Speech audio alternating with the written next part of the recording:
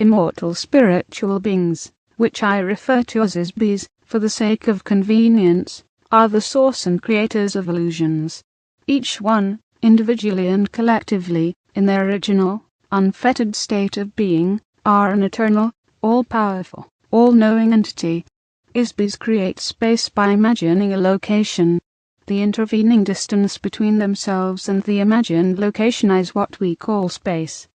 An Isbi can perceive the space and objects created by other Isbis. Isbis are not physical universe entities. They are a source of energy and illusion.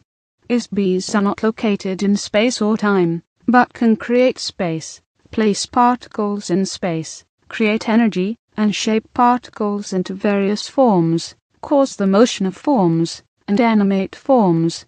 Any form that is animated by an Isbi is called life. An Isbi can decide to agree that they are located in space or time, and that they, themselves, are an object, or any other manner of illusion created by themselves or another, or other Isbis.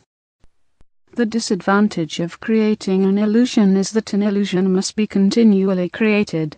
If not continually created, it disappears. Continual creation of an illusion requires incessant attention to every detail of the illusion, in order to sustain it.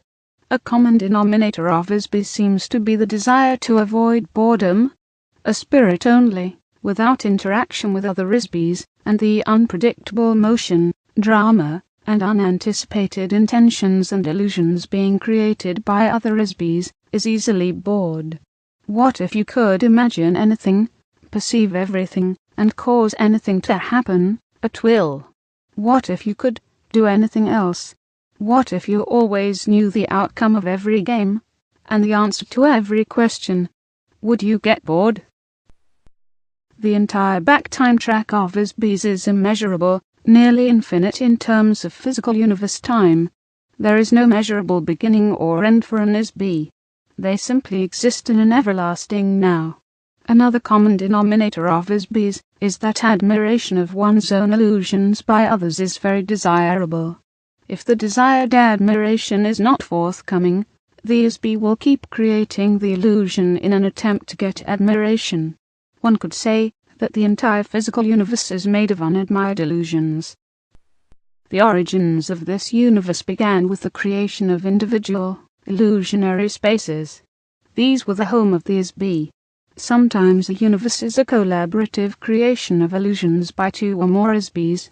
A proliferation of Isbis, and the universes they create, sometimes collide or become commingled, or merge to an extent that many Isbis shared in the co-creation of a universe. Isbis diminish their ability in order to have a game to play. Isbis think that any game is better than no game. They will endure pain, suffering, stupidity, privation, and all manner of unnecessary and undesirable conditions, just to play a game. Pretending that one does not know all, see all and cause all, is a way to create the conditions necessary for playing a game. Unknowns, freedoms, barriers and or opponents and goals. Ultimately, playing a game solves the problem of boredom. In this fashion, all of the space, galaxies, suns, planets, and physical phenomena of this universe, including life forms, places, and events have been created by Isbis and sustained by mutual agreement that these things exist. There are as many universes as there are Isbis to imagine, build and perceive them, each existing concurrently within its own continuum.